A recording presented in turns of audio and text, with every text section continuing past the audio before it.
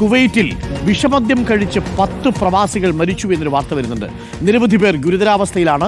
നിരവധി മലയാളികൾക്കും വിഷബാധ ഏറ്റിട്ടുണ്ട് എന്നാണ് റിപ്പോർട്ടുകൾ. മരിച്ചവർ ഏതു രാജ്യക്കാരാണെന്ന് ഇനിയും വ്യക്തമായിട്ടില്ല. എസ് രഞ്ജിത്ത് ചേരുന്നുണ്ട്. സാധാരണ രീതിയിൽ ഇതിൽ പോയി എന്തെങ്കിലുമൊക്കെ അടിക്കുന്നവരിൽ നമ്മളുടെ കൂട്ടത്തിലുള്ളവരും ഒക്കെ ഉണ്ടാവേണ്ടതാണ്. അങ്ങനെ വല്ലതും സംഭവിച്ചിട്ടുണ്ടോ എന്നുള്ളത് ഇനി വരുന്ന നിമിഷങ്ങളിൽ അറിയത്തുള്ളൂ. കുവൈറ്റ് മദ്യനിരോധിത രാജ്യമാണ്. അവിടെയാണ് വ്യാജമദ്യം കഴിച്ച് പ്രവാസികൾ മരിച്ചു എന്ന വാർത്ത വരുന്നത്. 10 പേർ ഏതു രാജ്യക്കാരാണ് എന്നുള്ളത് ഇപ്പോഴും കൃത്യമായിട്ടില്ല. എസ് രഞ്ജിത്തുണ്ട് ദുബായിൽ നിന്നും കൂടുതൽ വിവരങ്ങളുമായി. S Ranjith, good morning. ഇത് കുവൈറ്റിലാണ് സംഭവിച്ചിരിക്കുന്നത്. എന്താണ് സംഭവിച്ചത്? എവിടെ നിന്നാണ് ഇവർക്ക് ഈ മദ്യമൊക്കെ കിട്ടിയത്? മലയാളികൾ ഉൾപ്പെടാനുള്ള സാധ്യത ഉണ്ടോ രഞ്ജിത്ത്? ഗുഡ് മോർണിംഗ് അരുൺകുമാർ സൂചിപ്പിച്ചതുപോലെ തന്നെ സമ്പൂർണ്ണ മദ്യനിരോധനമുള്ള രാജ്യമാണ് കുവൈറ്റ്. പക്ഷേ അവിടെ അനധികൃത മദ്യവിൽപ്പന വ്യാപകമാണ്. അത്തരത്തിൽ അനധികൃതമായി മദ്യവിൽപ്പന നടത്തിയിരുന്ന ഒരു കേന്ദ്രത്തിൽ നിന്ന് മദ്യം വാങ്ങിക്കഴിച്ച പ്രവാസികളാണ് മരിച്ചത്. ജലീബ് ബ്ലോക്ക് 4 അങ്ങനെയാണ് നമുക്ക് ലഭ്യമാകുന്ന വിവരം. അവിടെ വ്യാജമദ്യം വിൽപ്പന നടത്തുന്ന സംഘങ്ങൾ സജീവമാണ്. അവിടെ നിന്നാണ് ഈ പ്രവാസികൾ മദ്യം വാങ്ങിയത്. അപ്പോൾ ഇപ്പോൾ നിലവിൽ ലഭ്യമാകുന്ന വിവരങ്ങൾ അനുസരിച്ച് 10 പ്രവാസികൾ മരിച്ചു എന്നാണ് ലഭ്യമാകുന്ന വിവരം. അതേസമയം മരണസംഖ്യ ഉയരാനുള്ള ഒരു സാധ്യത ഇപ്പോഴും നിലനിൽക്കുന്നുണ്ട്. അതേസമയം ഇത് സംബന്ധിച്ച കൂടുതൽ വിവരങ്ങൾ പോലീസോ അതുപോലെ തന്നെ ആഭ്യന്തര മന്ത്രാലയമോ പുറത്തുവിട്ടിട്ടില്ല.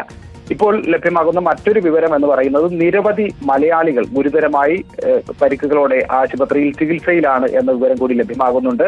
ഇതിൽ നിരവധി പേർക്ക് കാഴ്ച നഷ്ടമായി, ഒപ്പം തന്നെ നിരവധി പേർക്ക് കിഡ്നി തകരാറും ഉണ്ടായിട്ടുണ്ട് എന്ന വിവരം കൂടി പുറത്തു വരുന്നുണ്ട്.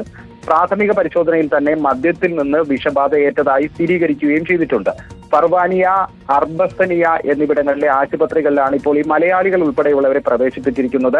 അഹമ്മദി ഗവർണറേറ്റിലും നിരവധി പേർ ചികിത്സയിലുണ്ട്. പലരുടെയും നില ഗുരുതരമാണ് എന്ന റിപ്പോർട്ടുകളാണ് ഇപ്പോൾ പുറത്തു വരുന്നത്. അതേസമയം ഞാൻ തുടക്കത്തിൽ സൂചിപ്പിച്ചതുപോലെ തന്നെ ഈ മരിച്ചവർ ഏത് രാജ്യക്കാരാണ് എന്ന് സംബന്ധിച്ച ഒരു സ്ഥിരീകരണം ഇപ്പോഴും പുറത്തു വന്നിട്ടില്ല. ഈ മരിച്ചവരിൽ മലയാളികൾ ഉൾപ്പെട്ടിട്ടുണ്ടോ എന്ന സംശയം കൂടി നിലനിൽക്കുന്നുണ്ട്. അത്തരത്തിൽ മലയാളികൾ ഉൾപ്പെട്ടിട്ടുണ്ട് എന്ന തരത്തിലുള്ള നിരവധി സ്ഥിരീകരിക്കാത്ത റിപ്പോർട്ടുകൾ കൂടി അവിടെ നിന്ന് പുറത്തു വരുന്നുണ്ട്. എന്നാൽ ഇക്കാര്യത്തിൽ കൂടുതൽ വ്യക്തമായ സ്ഥിരീകരണം ആവശ്യമാണ്. ആഭ്യന്തര മന്ത്രാലയത്തിന്റെ സ്ഥിരീകരണം ആവശ്യമാണ്. പോലീസിന്റെ സ്ഥിരീകരണം ആവശ്യമാണ്. ഇക്കാര്യത്തിൽ എന്തായാലും അധികം വൈകാതെ തന്നെ ഒരു കൃത്യമായ വിവരങ്ങൾ നമുക്ക് ലഭ്യമാകും എന്ന് തന്നെയാണ് പ്രതീക്ഷിക്കുന്നത്.